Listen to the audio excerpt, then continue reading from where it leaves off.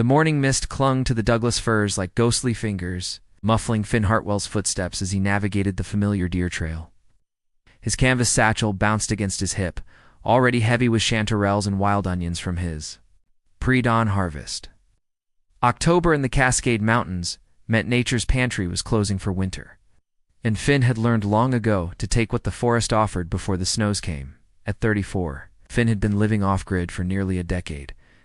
Ever since the tech company layoffs had stripped away his old life in Seattle, what started as temporary retreat had become permanent exile, not from bitterness, but from the simple discovery that he preferred the honest hunger of the wilderness to the artificial appetites of civilization. His weathered hands could identify edible mushrooms by touch alone, and his nose could detect the sweet scent of ripe huckleberries from 50 yards away. Today, something was different. The usual forest sounds, the skitter of squirrels, the distant drumming of woodpeckers, seemed muted, cautious. Finn paused near a massive cedar stump, its hollow center forming a natural shelter that had caught his attention many times before. He'd used it himself during sudden storms, but now something made him approach more carefully. The smell hit him first. Not the clean scent of decay and rich earth he expected, but something sharper, more metallic. Fear sweat, maybe, or the acrid tang of desperation. Finn's hand instinctively moved to the knife at his belt as he crept closer to the stump's opening. What he saw inside made his breath catch in his throat. 3 figures huddled together in the hollow, clearly not human, yet undeniably sentient. The largest, presumably an adult, had skin that shifted between pale gray and mottled green, like bark adapting to light. Its limbs were elongated, graceful despite obvious exhaustion. Beside it, crouched a smaller version, probably a juvenile, with the same adaptive coloring but brighter silver markings along its neck and arms.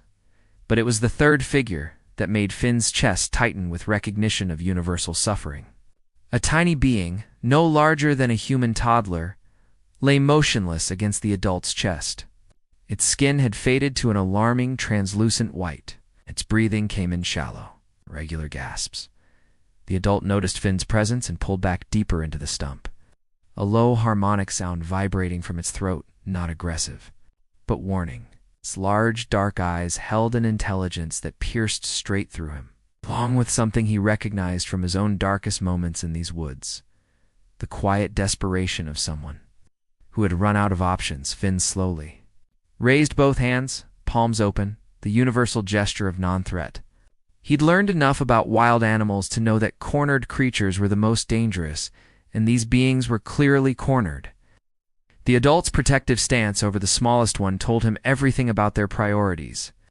"Hey," he said, softly, his voice barely above a whisper. "I'm not going to hurt you." The juvenile's head tilted slightly, and Finn caught a flicker of curiosity in its expression. But the adult remained rigid, its arm wrapped protectively around the motionless little one. Finn slowly reached into his satchel, moving with deliberate care. His fingers found the small container of wild honey he'd collected the day before, rare treat he'd been saving for himself, set it on the ground between them, and backed away several steps. The sweet scent seemed to register with all 3 beings. The juvenile's nostrils flared, and even the adult's defensive posture relaxed. Slightly. But it was the smallest one who responded first, lifting its head with obvious effort and fixing its enormous eyes on the container. In that moment, looking at the child's hollow cheeks and the way its parents that's clearly what they had. Positioned their own weakened bodies to shield it from the cold, Finn made a decision that would change everything. He thought of Dr. Vera Moss, the strange botanist who lived another mile deeper in the forest. In her cabin filled with healing plants and scientific equipment, if anyone could help these beings survive, it would be her.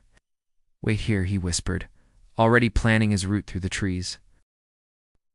Dr. Vera Moss had been alone in her forest laboratory for so long that human voices sounded foreign to her ears.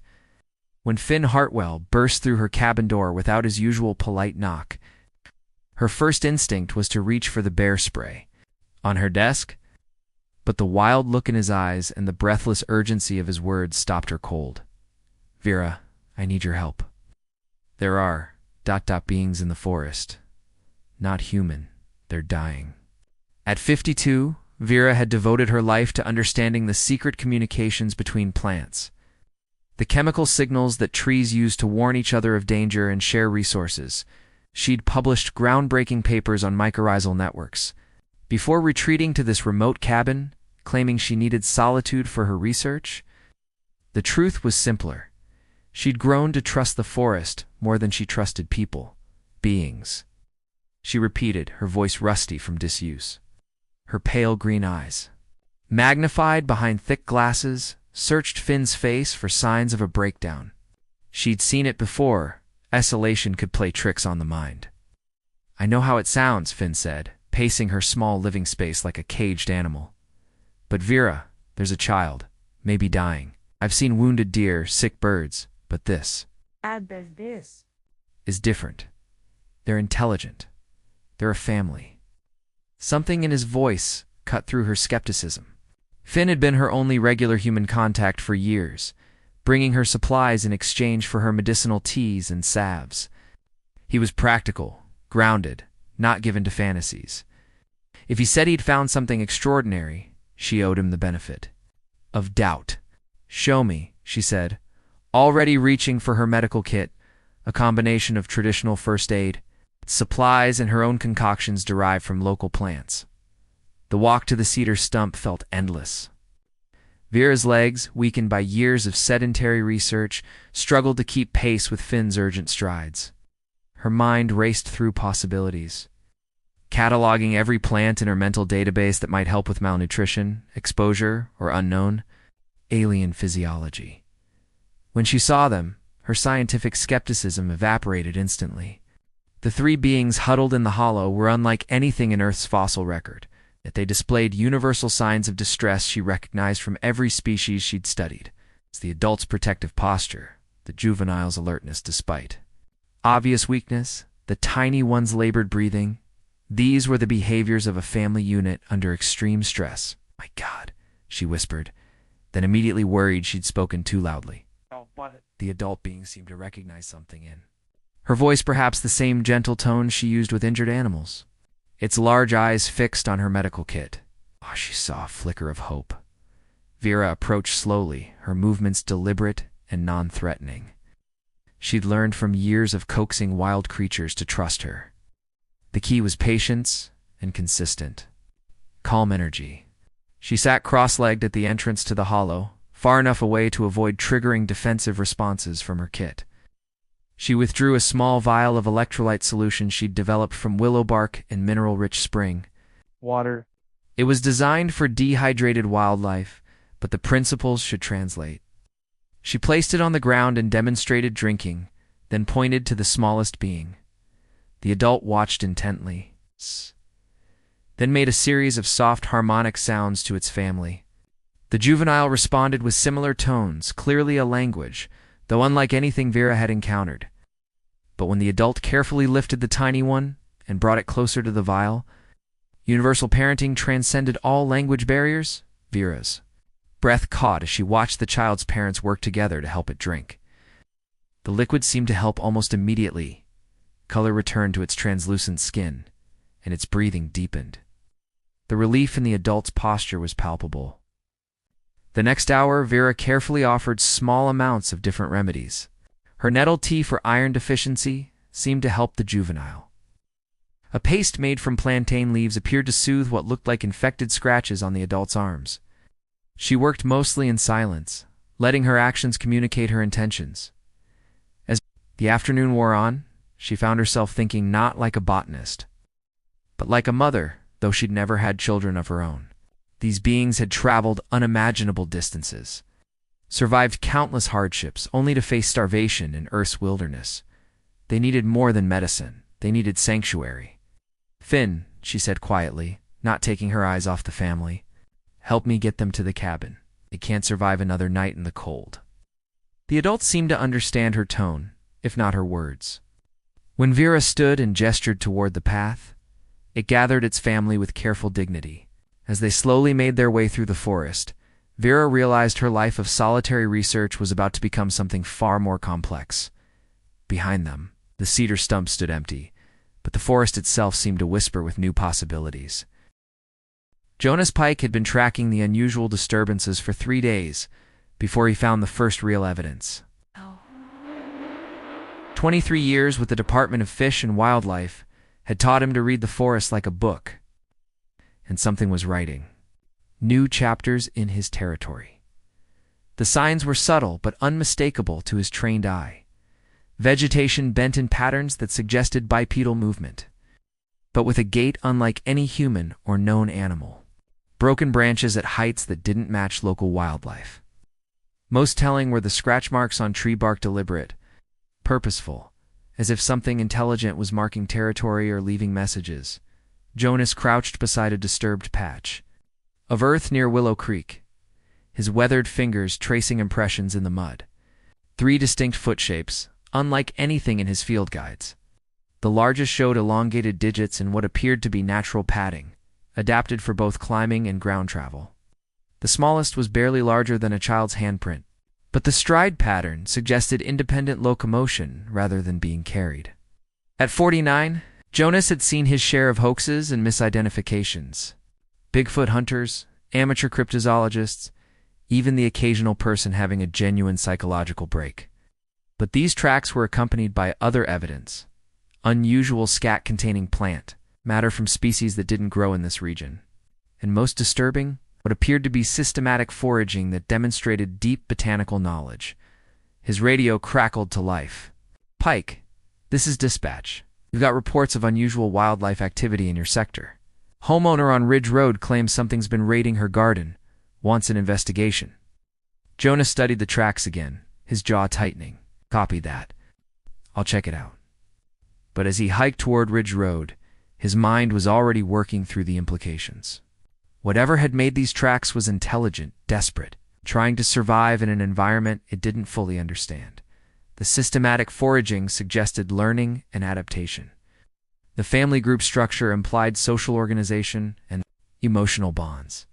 If this was what he suspected, and every instinct honed by decades in the field told him it was, then he was looking at the discovery of the century. First contact with an intelligent non-human species. His duty was clear. Document everything, report to his superiors. Let the proper authorities handle the situation. The problem was, Jonas knew exactly what those proper authorities would do. Military containment, scientific exploitation, media, circus. Whatever these beings were, wherever they'd come from, they'd end up in laboratories, or worse. At the homeowner's property, Jonas found more evidence. The garden raid showed remarkable selectivity.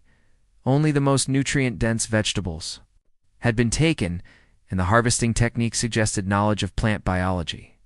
Root vegetables had been carefully extracted to allow regeneration. Nothing was wasted. "They took my best carrots and potatoes," complained Mrs. Henderson, a retired teacher whose property bordered the national forest. "But they left the decorative plants alone, almost like they knew which ones were food." Jonas nodded, photographing the evidence while his thoughts churned.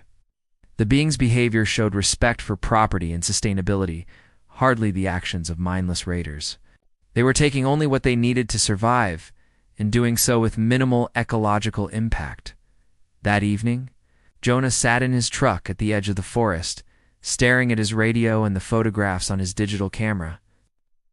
Would set in motion events he couldn't control or undo, but failing to report could cost him his career and possibly endanger local residents if the situation escalated.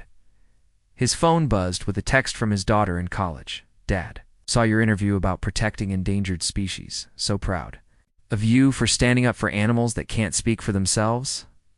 The irony wasn't lost on him. Here he was, faced with beings who literally couldn't speak for themselves in human society, who were more endangered than any species he'd ever encountered. 3 individuals, possibly the only ones of their kind on Earth, trying to survive in a world that would see them as either threats or specimens. Jonas made his decision. He turned off his radio, pocketed the camera's memory card, and started his truck. But instead of heading home, he drove deeper into the forest, toward the remote cabin where Dr. Vera Moss conducted her research. If anyone would understand the ethical implications of his discovery, it would be the botanist who dedicated her life to protecting vulnerable species. As he navigated the narrow forest road, Jonas reflected on the oath he'd taken as a wildlife officer, to protect and preserve. Sometimes he realized that meant protecting species from his own kind. The question now was whether he could convince others to see these beings not as an opportunity to exploit, but as a family deserving the same protection he'd fight to give any endangered creature in his care. Emmy Chen had always been better with plants than people, which made her the perfect research assistant for Dr. Vera Moss. At 19, she was technically taking a gap year before starting her botany degree, but the truth was, she'd found her. Calling in the quiet communion of the forest laboratory, her grandmother had taught her that plants were teachers, if you knew how to listen.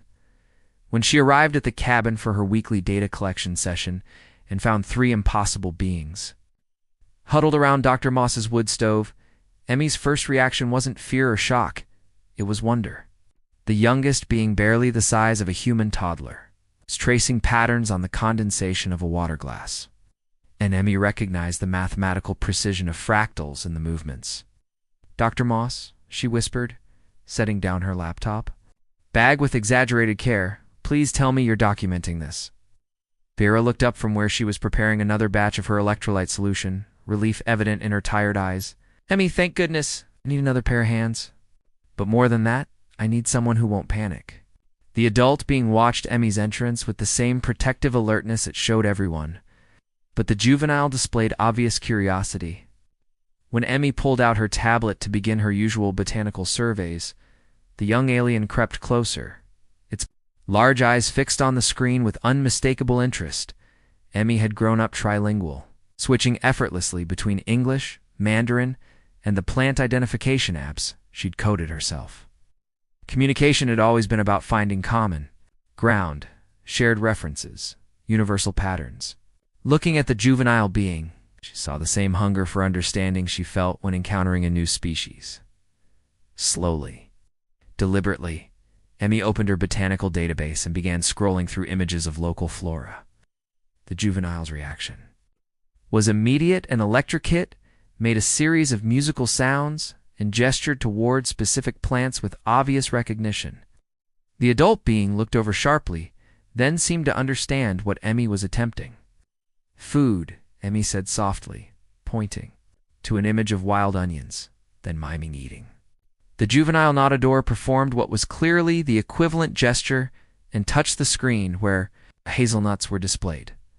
Over the next hour, Emmy discovered that the beings had an sophisticated understanding of Earth's plant life that, in some ways, exceeded her own. The juvenile could distinguish between edible and toxic varieties of mushrooms with perfect accuracy. And when Emmy showed it images of medicinal herbs, it made sounds that seemed to indicate dosage and preparation methods.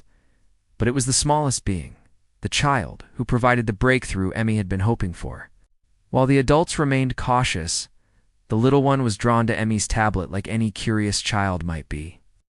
When Emmy switched to a simple drawing app and sketched a basic smiley face, the child's reaction was pure delight. With tiny, elongated fingers, the child took the stylus and began to draw. Not recognizable images, but patterns complex, beautiful geometries that seemed to shift and breathe on the screen. Emmy watched in fascination as mathematical relationships emerged in the child's art, spirals that followed the golden ratio, tessellations that reminded her of cellular structures. "They see patterns," Emmy murmured to Dr. Moss. "Mathematical relationships in nature that we can barely comprehend." The breakthrough came when Emmy pulled up her plant identification apps. Classification system, the taxonomic hierarchy that organized species by relationship and evolution. The child pointed at the branching structure and made excited sounds, then began drawing similar, tree-like diagrams. The juvenile joined in. Adding to the child's drawings with obvious understanding, they weren't just seeing patterns in individual plants, they were seeing the connections between all living things. the vast network of relationships that bound Earth's ecosystem together. It was as if they perceived the forest as Dr. Moss had always theorized it actually was, a single, interconnected organism. "Dr. Moss," Emmy said, her voice tight with excitement and responsibility, "I don't think they're just refugees. I think they're teachers. They understand ecological relationships in ways that could revolutionize how we approach conservation." The adult being seemed to sense the importance of the moment. It approached Emmy slowly, then placed one elongated hand. On her tablet screen, the gesture was clearly ceremonial, significant. When the being spoke in its harmonic language, Emmy heard something that transcended words, a formal introduction, an acceptance. It's a bridge being built between species. That evening, as Emmy helped prepare sleeping arrangements for the alien family, she reflected on her grandmother's teachings about the wisdom of plants. These beings embodied that wisdom in a way humans had largely forgotten. They didn't see themselves as separate from nature, they were nature, conscious and seeking connection. Her phone buzzed with a text from her college advisor asking about her fall semester plans. Emmy looked at the alien child who was carefully arranging Dr. Moss's collection of pine cones into a complex spiral pattern, and knew her education was happening exactly where it needed to be. Some bridges couldn't be crossed with words alone, but they could be built with patience, wonder, and the universal language of curiosity about the living world. Marcus Webb had been a forest ranger for 15 years, but nothing in his training had prepared him for the scene he discovered at Dr. Moss's cabin on that crisp November morning. His routine patrol had been interrupted by Jonas Pike's cryptic RADO message about an urgent ecological situation requiring discretion. And now Marcus stood in the doorway, watching an alien child teach a human teenager how to weave grass in patterns that seemed to defy geometry. Ow!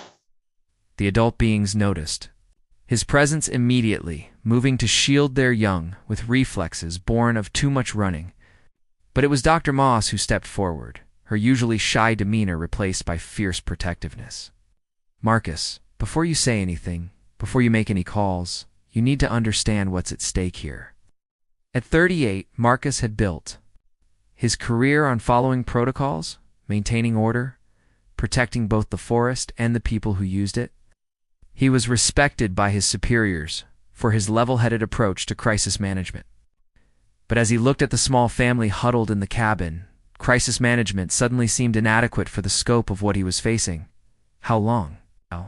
he asked, his hand instinctively moving away from his radio. "For days," Jonas answered, emerging from the back room where he'd been monitoring radio chatter. "No one else knows yet, but that won't last long." Marcus studied the faces around him, Finn's weathered determination, Dr. Moss's protective anxiety, Emmy's bright-eyed wonder, Jonas's grim pragmatism, and the aliens themselves, watching him with the wariness of creatures who'd learned that discovery often meant danger. "They're not just hiding," Dr. Moss said urgently. "They're contributing. Emmy has learned more about plant symbiosis in 4 days than she did in 4 years of study. They see connections we've missed, relationships that could transform how we understand forest management." Marcus nodded slowly, but his mind was already working through the implications. "Show me," he said. Over the next 2 hours, Marcus witnessed something that challenged every assumption he'd held about intelligence, conservation, and humanity's place in the natural world. The alien family didn't just understand the forest, they communicated with it in ways that seemed almost mystical, but were grounded in demonstrable science. The adult being, working through Emmy as translator, showed Marcus how tree root systems in damaged areas could be encouraged to regenerate using specific harmonic frequencies. The juvenile demonstrated techniques for identifying diseased plants weeks before human instruments could detect problems. Even the child contributed, arranging soil samples in patterns that revealed pH and nutrient distributions with startling accuracy. "They're not just intelligent," Marcus realized aloud. "They're ecological engineers, natural healers for damaged ecosystems." But even as wonder filled him, duty weighed heavily on his shoulders. 3 hours into his visit, his radio crackled with a message from headquarters. "Webb, we've got satellite anomalies in your sector. Thermal signatures that don't match known wildlife patterns. Investigate and report." The room fell silent. Everyone understood what this meant. Time was running out. Marcus looked at his radio, then at the alien family, then at the faces of the humans who'd risked everything to protect them. I have a choice to make, Marcus said quietly. And whatever I choose affects all of us. He thought about his oath as a ranger, to protect and preserve the natural world for future generations. He thought about the regulations that governed first contact scenarios, the protocols that would strip these beings of their freedom in the name of national security. He thought about his daughter, who'd inherit whatever world his decisions helped create. Jonas, he said finally, how confident are you that no one else has picked up their trail? Confident for maybe another week if we're careful. The thermal signatures are from their higher body temperature. If they can find a way to regulate that, or if we can create false readings elsewhere. Marcus made his decision with the same calm deliberation he'd used to fight forest fires and rescue lost hikers. Emmy, can they learn to blend in better? Adapt their behaviors for short-term survival? I think so. They're incredibly quick learners and they understand the need for discretion. Dr. Moss, how much do you trust your isolation here? Can you maintain a low profile while they acclimate? As long as necessary, she said without hesitation. Marcus walked to his radio and carefully adjusted the frequency. When headquarters called for his report, he spoke with the authority. Of 15 years' experience, thermal anomalies are from a small family of deer that appear to be running fevers. Possible disease outbreak. I'm implementing quarantine protocols and monitoring the situation. We'll update in 72 hours. Lie. Came easily, wrapped in enough technical truth to avoid immediate questions. But Marcus knew it was just buying time. Eventually, they'd need a permanent solution. We have maybe a month, he told the group. A month to figure out how to integrate them into our world, without destroying what makes them valuable to it. The adult being approached, Marcus then, moving with ceremonial dignity. It placed one hand on Marcus's chest, just over his heart, and spoke in its harmonic language. Emmy translated, tears in her eyes. It says, "Thank you for choosing wisdom over fear." As Marcus left the cabin that evening, he carried with him the weight of his decision and the hope that they could find a path forward that honored both duty and compassion. In his truck's mirror, he could see lights still glowing in Dr. Moss's windows, the first Earth home these travelers had known. Tomorrow would bring new challenges, but tonight a family slept safely under human protection. And the forest itself seemed to whisper its approval through the wind in the trees.